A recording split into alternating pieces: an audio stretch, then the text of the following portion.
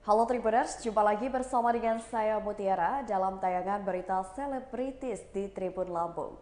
Kami akan menyajikan informasi menarik dan terupdate seputar selebritis tanah air untuk Anda. Dan inilah berita selebritis selengkapnya. Ferry Irawan tak malu minta uang ke Vena Melinda. Vena Melinda melaporkan Ferry Irawan atas kasus KDRT.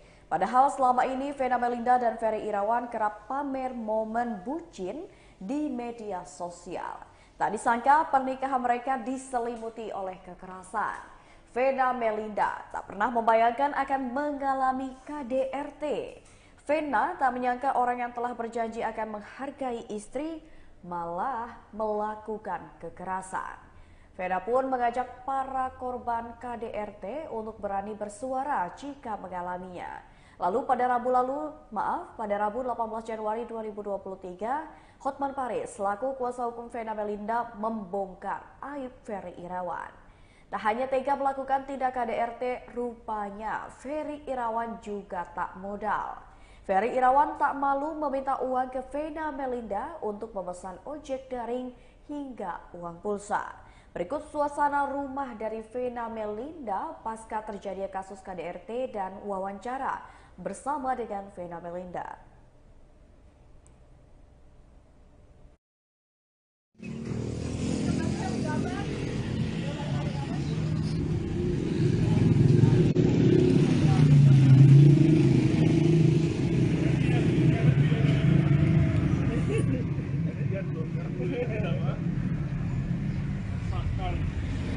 Itu bisa kayak gitu sini ya. Ayo bang, nyalain dong. Ini anak dia masih benar. Bukan. Susi. Mana? Geruduk. Bukan. Suaranya kali bukan? Bukan, karena mobilnya ini. Makanya mobilnya. Bukan Vena ini. Bukan Vena, bukan kan? Wah, orang gue dari sana. Tahu lu kan? Dari dia. Tahu lu mah nggak jelas anjir. Kenapa jadi gua? Lah gua di sana di belakang. Gua di sana. Gua di sono tadi. Manggil gua bisa gua. Tanya dia ikut ini enggak kan? Oh.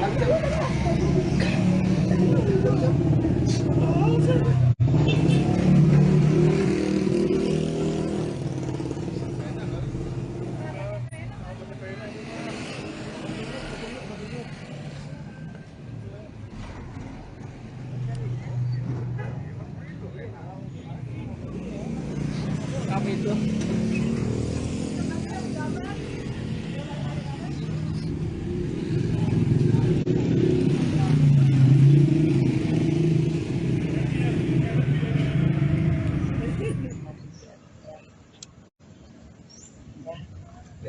Ini sih ya. Mbak akan memproses ini Mbak perceraian?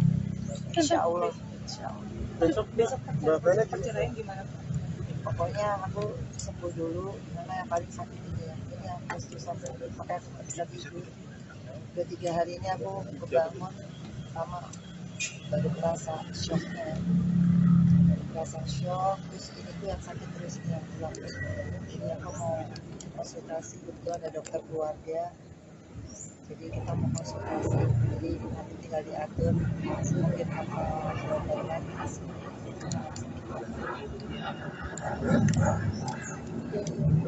Sakit yang dirasain gimana? Mbak Vena, apa yang membuat mantap mungkin Mbak Vena dengan keputusannya, Mbak? Ya nanti kita cerita ya, aku nunggu Bang Hotman dulu dari Bali. Nanti insya Allah kita pasti akan ngobrol sama kita semua. Sekarang lagi kurang tidur juga, lagi masih ya gitu, masih nggak enak semua, badannya sakit. Ya oke Mbak ya. Vena trauma atau seperti apa mungkin Mbak yang dirasakan saat ini, Mbak? Ya pokoknya doain aja, aku sekarang mau konsultasi dulu sakit soalnya. Ya. Mbak Vena, gimana kabar Mas Ferry jatuh miskin, tidak punya apa-apa pulang ke Jakarta, Mbak? Mbak Vena sehat selalu. Ya.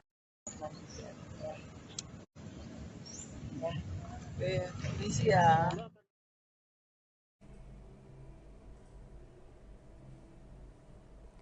Kabar selanjutnya mengenai klarifikasi tudingan perselingkuhan oleh Joe. Selebritis Instagram Alvin Faiz sedang ramai diperbincangkan karena membuat unggahan yang menyenggol mantan istrinya Larissa Chow. Mulanya Alvin yang membagikan unggahan tersebut hanya teman dekat, namun postingan tersebut bocor kepada publik. Dalam unggahan itu, Larissa disebut berselingkuh dan melakukan kekerasan dalam rumah tangga saat masih menjadi istrinya. Ternyata postingan tersebut dibuat Alvin Faiz karena melihat postingan dari sang mantannya. Postingan cerita Instagram itu menunjukkan bahwa ucapan anaknya Yusuf yang membuat hati Alvin Faiz tersinggung. Kala itu, Alvin Faiz juga meminta Adit untuk menasihati Larissa Chow dan sang putra. Usai meminta bantuan, justru anak mendiang Ustadz Arifin Ilham itu mengunggah postingan tersebut. Padahal Adit mengira Alvin sudah tak lagi bermasalah atas postingan tersebut. Dugaannya salah. Alvin malah membuat cerita Instagram yang membuat ramai diperbincangkan oleh masyarakat luas. Kendati demikian, Adit bersyukur karena Larissa memilih untuk diam, bukan tanpa alasan. Larissa memilih hal tersebut karena dirinya merasa jika tudingan Alvin tersebut tidak benar adanya. Berikut wawancara dengan manajer.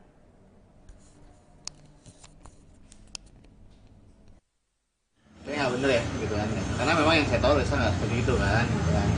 Dan itu kan masalah rumah tangga yang lalu yang udah lama, 2 tahun mereka pisah, 2 tahun mereka pisah, seharusnya kan nggak harus diungkapkan karena dari pihak cowoknya kan udah punya istri, sekarang apa sih motifnya gitu kan. Sebenarnya awal itu gara-gara Larissa memposting sama anaknya Yusuf di story dan nah, itu kan sebenarnya bercandaan ya, seorang anak gitu kan. Nah, Alvin tersinggung dengan perkataan yang dikeluarkan oleh anaknya. Dan akhirnya dia bilang ke saya, tolong sampaikan Larissa, bilang begitu. Saya sampaikan ke Larissa. Nah, Larissa merasa bahwasanya itu kan cuma bercandaan. Akhirnya dia makan story kan yang kalau saya ada mau nangisnya itu kan. Ini kan bercanda doang seorang anak gitu kan. Biasa lah kan, biasa juga kan gitu kan, Yusuf kan bercandaan gitu kan. Kadang nanya dia membawa apinya gitu kan. Tiba-tiba besokannya jadi kok jadi ngebuka aib gitu kan.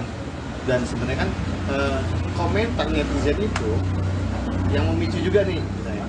Tapi Larissa aja nggak baca-baca komentar ataupun DM gitu kan. Jadi masalah lah ya. Mungkin ada sesuatu yang memang saya nggak tahu ya, mungkin kayak selama ini kan dia yang diserang gitu kan. Jadi kayak nyerang balik nih ya. Tapi alhamdulillahnya memang Larissa diam gitu, karena ya menurut dia itu tidak benar. Mungkin ada maksud kayak mereka yang tahu itu masalah rumah tangga mereka gitu kan. Dan saya juga nggak mau nanggapin sebenarnya saat itu, karena ya saya kan di situ kan pertanyaan 2017 ya, saya kan belum mengenal mereka kan. Terus ada lagi di situ bahwasannya ADRT. Sekarang gini, seorang istri ketika ada masalah suaminya wajar gak sih kayak pukul gitu? Wajar gak? Wajar kan harusnya kan? Tapi jadi kayak suatu masalah yang besar gitu kan.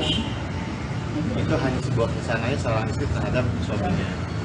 Terus juga ada statement resmi kita sudah damai, kalau kan bawa nama saya, manajernya Larissa, mungkin ini memang malam itu kita telepon bersama. Saya sebagai penengah antara Larissa dengan Alvin, saya menangani mereka biar tidak ada masalah atau drama-drama lagi yang muncul. Kira sih itu apa? Ternyata selang berapa hari kejadian lagi tuh yang soal anaknya diturunkan di pinggir jalan gitu kan. Jadi ya memang nggak bisa dipancing sedikit kayak nggak bisa dipancing sedikit. Tapi Mas melihat sosok Larissa sendiri kan seperti yang dibilang Alvin itu kan kasar, selingkuh, menggoda. Kita sebalik deh, di sebelumnya kan sempat bahwasannya Alvin berselingkuh. Dan saya tanya Mbak, kesel ya sih kayak pengen balas dendam nggak sih, kayak cuma bercandaan buat kayak dia cemburu ya mas kita nih gitu. Ya, harusnya kan ya dia ngeliat suami selingkuh, ya mas saya wanita diam aja kan, dia juga menguji dong kecintaan kita ada istrinya. Dia cemburu tidak nih dengan bahasa saya gitu ada bercandaan lah gitu kan, itu bercandaan gitu kan, karena masing-masing saat itu kan diuji ya, kecintaannya, sayangnya gitu kan, jadi itu jadi kayak bahan seriusan kan ya. Tapi ideal saya tidak pernah seperti itu, saya yang serius banget nggak pernah gitu. Berarti memang di situ konteksnya ketika itu Raisa hanya bercanda ya? Iya, karena itu kan teman-teman kita semua kan. Kita ini dah, ketika dia bawanya ada masalah, ada nggak langsung bawa teman-temannya dia? Nggak ada kan teman-teman yang dibawa, tapi ini kan semua teman-teman dibawa kan, dan itu kan di situ hanya teks tanpa menyebutkan nama teman Raisa.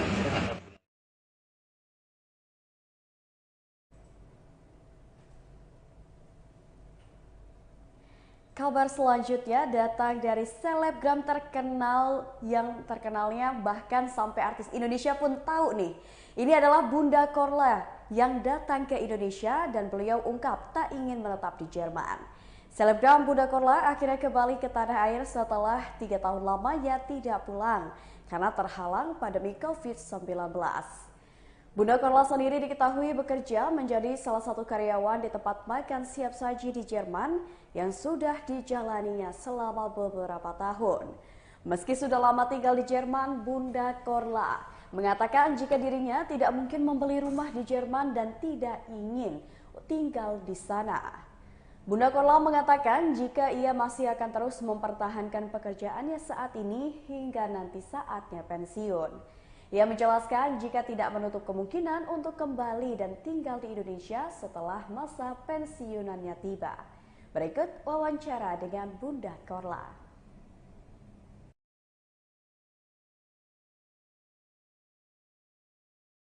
Maharani sudah ke Jerman, dia juga memberikan tantangan buat Bunda suruh narik ping apa tuh ping batu. Nah, lalu uang beberapa yang lainnya sudah Bunda satukan untuk beli Al-Quran, untuk naikkan haji, naik umroh buat keponakan sama kakak ipar bertiga, tinggal berangkat dan sisanya mau dicari buat rumah dan utang-utang udah bayar. Selama berapa lama meninggalkan tanah air? Awal COVID ya, awal COVID 2012. Bunda, deg-degan nggak sih nanti mau konser sementara baru kali ini ya Bun? Saya percaya diri bahwa saya udah pernah melakukan show, jadi udah nggak. Yang saya menjadi suatu deg-degan adalah pastinya akan bahagianya itu.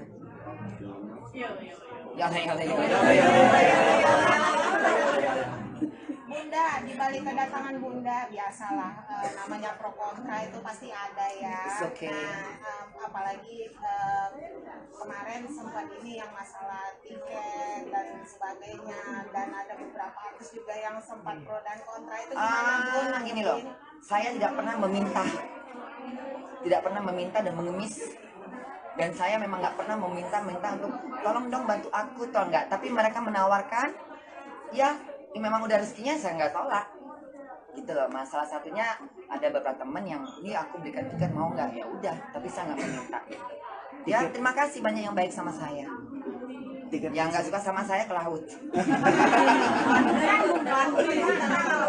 Bun ke laut ya Bun ya. Bun, tiket konsernya juga sudah sold out nih Bun, gimana Bun? Gimana saya? Tiket sold out, tiket konsernya sudah sold out juga. Oh, ya seneng lah, alhamdulillah. Berarti banyak yang suka dan menanti kedatangan Bunda untuk show. Di balik itu jika ada fanbase yang tidak mampu membeli atau yang pengen banget ketemu sama Bunda, tapi ini gimana sih? Sebenarnya kita menghindar ya. Satu hal gini, Bunda ini kan tidak pernah menyangka akan seperti ini banyak yang suka. Anak-anak Bunda kan pasti banyak yang suka, tapi kan kita nggak tahu mana yang nggak suka. Jadi kalau bertemu kita buat di acara yang bebas gitu, pernah terjadi dari yang lain terjambat, terpukul, kita nggak tahu namanya tangan melangsang juga kayak tangan mayat ya kan. Mendingan kita buat acara yang jelas dan juga itu kan dalam ruangan, tentunya terjaga dan aman. Dan juga kita mencari amannya dulu nih. Kalau misalnya di tempat-tempat yang nggak kita jamin terjadi sesuatu hal, keributan, kebisingan, dicampur lagi dengan yang mengasah supaya ribut itu kita hindarkan. Jadi siapa yang punya duit boleh nonton Bunda sembari minum, sembari nikmatin, lihat Bunda show bagaimana nyanyi, nada menari, berjoget ria dengan baju yang disiapkan sama Ivan Gunawan, salah satu papan atas ya, desainer. Dan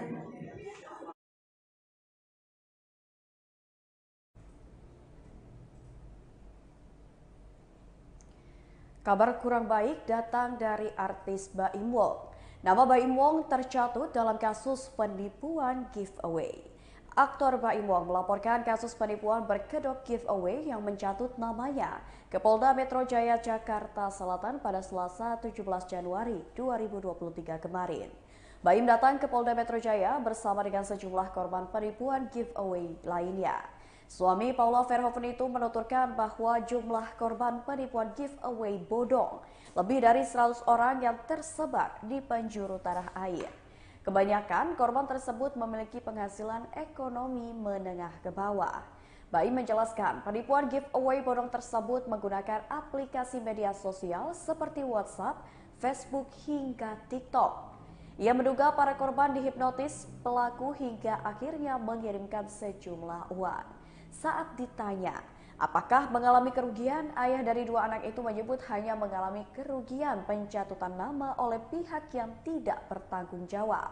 Ia pun berharap polisi segera menindaklanjuti laporannya tersebut dan menangkap para pelaku. Berikut wawancara dengan pihak Baim Wong.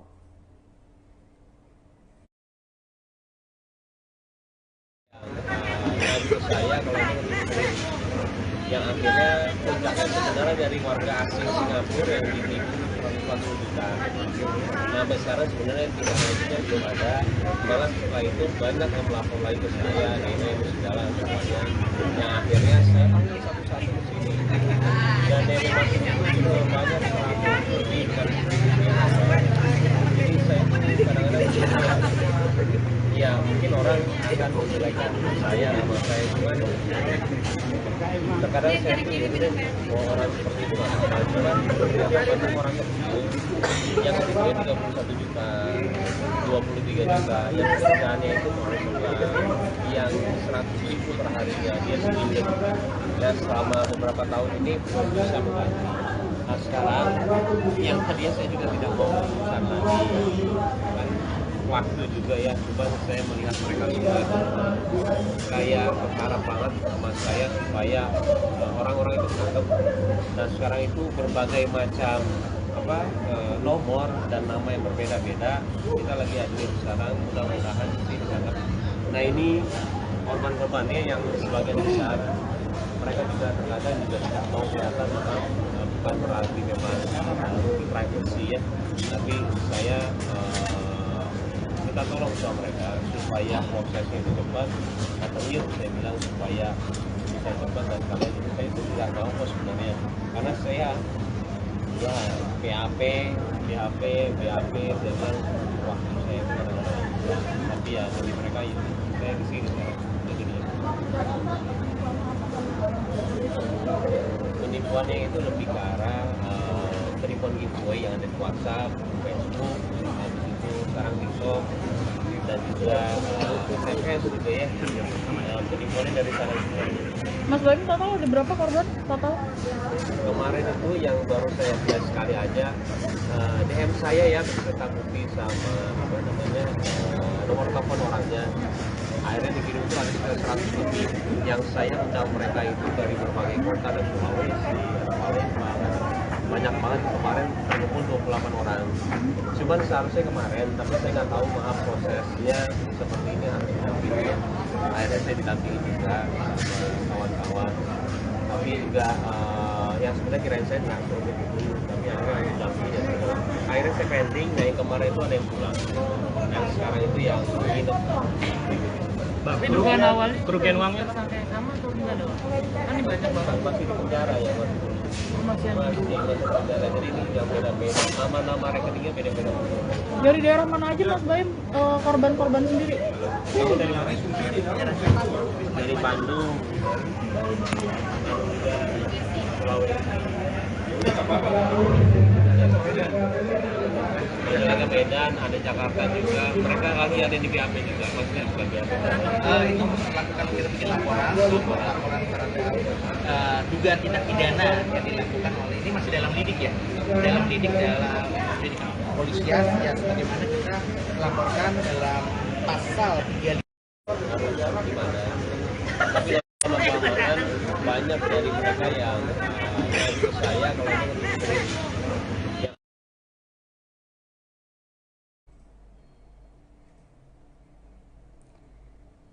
Kabar terakhir datang dari selebritis Jessica Iskandar yang kesal kasusnya tidak ada titik terang.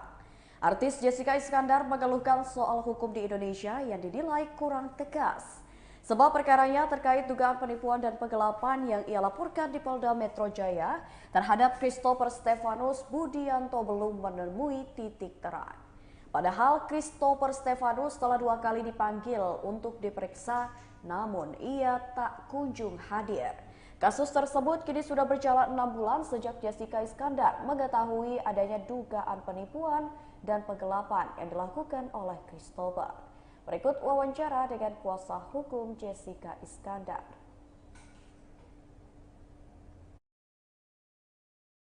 Di mana di sini sudah ada pemberitahuan rencana tindak lanjut adalah menerbitkan surat membawa saksi Christopher.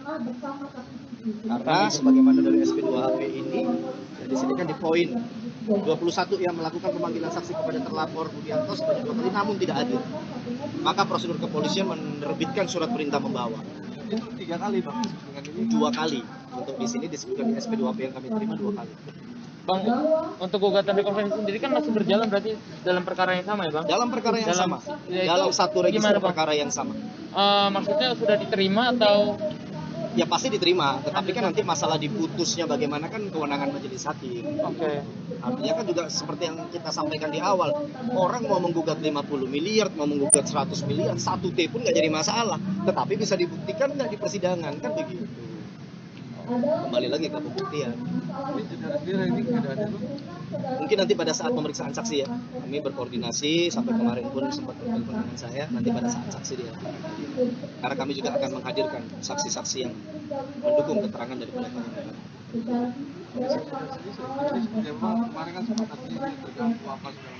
Ya pasti masih kepikiran. Artinya kan beberapa kita lihat juga di media sosial dia masih meminta kepastian hukum terhadap laporan polisi khususnya yang dia sudah masukkan di Polda Metro ya.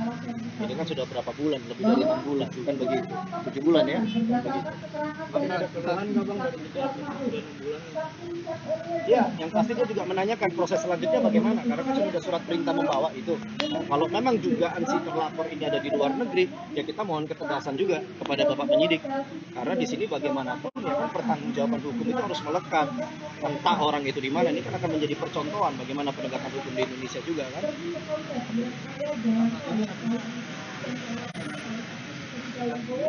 Tadi udah ada membawa, nanti ada kemungkinan kita enggak, kalau untuk sampai saat ini nggak ada untuk mau pertemuan bagaimana ya. Kalau kembali lagi kok Jedar maupun Vincent tetap dia melihat kalau memang mereka mau berdamai ya jangan hanya kertas saja kan begitu. Bagaimana pengembalian kerugian dari klien kami itu yang dia minta. Karena kan yang paling penting adalah hal yang nyata saja, jangan cuma minta damai, tapi damainya bentuk bagaimana nggak jelas. Tapi di luar persidangan sendiri ada progres nggak sih Bang? Maksudnya dari kuasa hukumnya mungkin menghubungi Abang untuk berdamai atau gimana? Sama-sama profesional ya dalam menangani perkara ya. Udah ada kejelasan si siapa? Christopher Stephen itu ada di mana? Kalau kita berkoordinasi dengan penyidik, informasi yang kita dapat dari penyidik memang beliau ada di luar negeri. Untuk laporan Jeddah.